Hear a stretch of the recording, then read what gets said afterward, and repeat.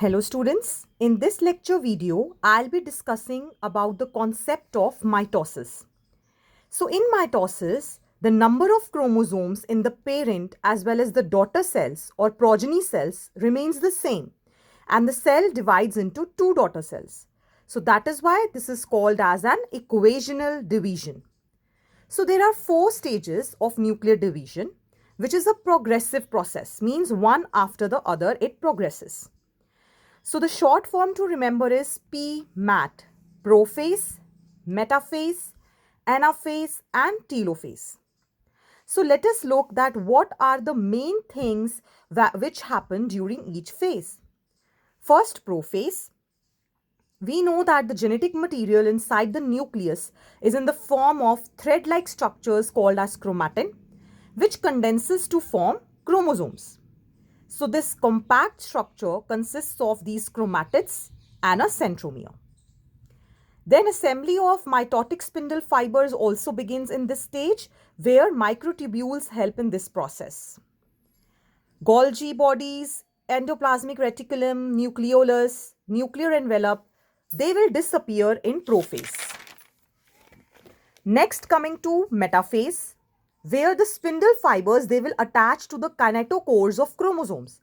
Now what are kinetochores? At the center of the chromosome, this serves as attachment site of spindle fibers, and these are a complex of proteins only formed by spindle fibers itself. The chromosomes they will move at the center of the cell forming the equator or the metaphase plate. Next is anaphase, in which the centromeres will split and we will get chromatids. They will separate out. And these will move to the two ends of the cell, the opposite poles. Then telophase. Basically, the identity of chromosomes will be lost as discrete elements. They will resemble the chromatin here. The nuclear envelope will assemble. Nucleolus, Golgi bodies and endoplasmic reticulum, they will reform. So you can say it is the reversal of prophase. After this, after the division of nucleus, what comes is cytoplasmic division. So let us see how cytoplasmic division or cytokinesis occur. In plant cells, cell wall is present, and in animal cell wall is absent. That is why the process of cytokinesis varies in these two cells. Let us first look at what happens in plant cell. The cell wall, it starts forming at the center and it grows outwards. Then it leads to formation of cell plate, which is nothing but a middle lamella between the walls of two adjacent cells.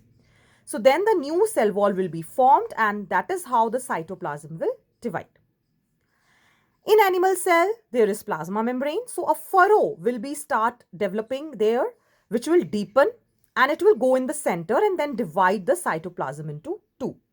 So in animal cell, there is a furrow which will deepen and go in the center, divide inwards.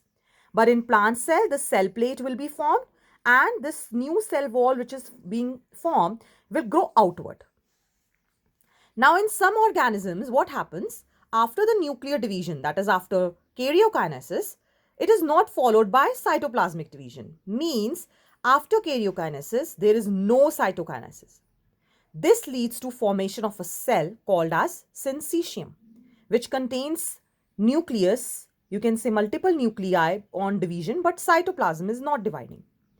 Like in liquid endosperm of coconut, same thing happens. A syncytium is formed. Lastly, let us look at the significance of mitosis. What is its importance?